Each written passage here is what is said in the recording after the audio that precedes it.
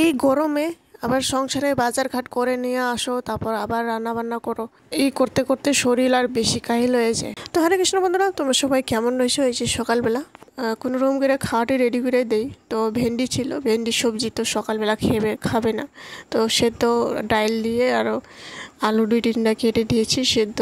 তো খাওয়া দাওয়া করে ঘি দিয়ে সকালবেলা খেয়ে দিয়ে ওরা চলে যায় বর।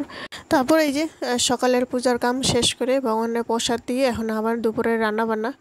তো এই যে ডাল ছিল, ডাল সুন্দর করে ভাজাভাজি করে আমি এই যে সুন্দর করে ধুয়ে আমি এই যে হাঁড়ির মধ্যে জল গরম করে বসাই দিয়েছি। তো ডাল একে সেদ্ধ হতে থাকুক ততক্ষণে এই যে সবজি এখানে আমি চাল কুমড়া নিয়েছি, আধা ফালা চাল কুমড়া ছিল, আজকে দিনটা চলাই নেই, কালকে সবজি একেবারে নিয়ে আসা হবে। তো চাল কুমড়া এই যে ছিল আধা ফালা, তো এটা সুন্দর করে ছোটো ছোটো করে কেটে তারপর এই যে চাল কুমড়া আলু দিয়ে তারপর একটু সর্ষে দিয়ে তারপর এই যে সবজি করলাম। তো বেশ হয়ে গেছে, তো শুকনা শুকনা করলাম। তারপর ভেন্ডি একটু কেটে নিয়েছি ছোটো ছোটো করে, ভেন্ডি ভাজা।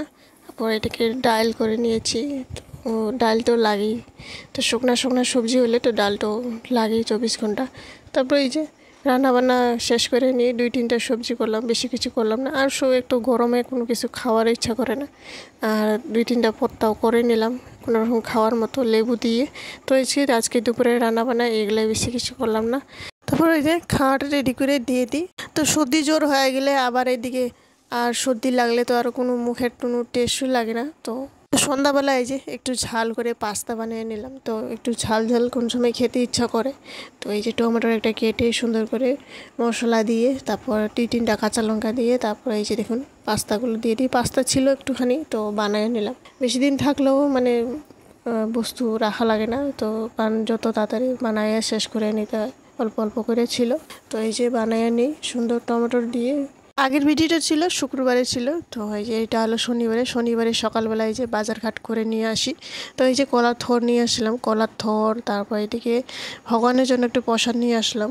তারপর এই যে পেঁপে পেঁপে এগুলো লাগে কোন সময় করে সেদ্ধ মেদ্ধ খাওয়া হয়, পেঁপে সেদ্ধ খাইলে পেটটাও ঠান্ডা থাকে কোন সময় করে। কচু আর ভোল এগুলা, টমেটোর একটুখানি পটল সটল করলা এগুলাই নিয়ে আসলাম, ডান্ডি কচু নিয়ে এসেছিলাম। তো দুপুরে রান্না বান্না, তো এখন আবার সকালে পূজার কাম শেষ করে বাজার সাথে চলে গেছিলাম।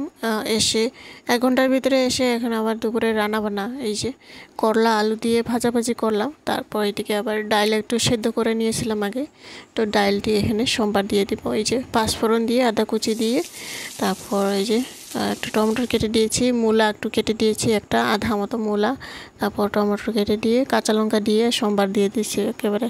তো এই যে ডালটিও হয়ে যায়। তো এইখানে ভাতও বসিয়ে দিয়েছিলাম, ডালটি হয়ে যায়, ডালটিও নামাই নেই।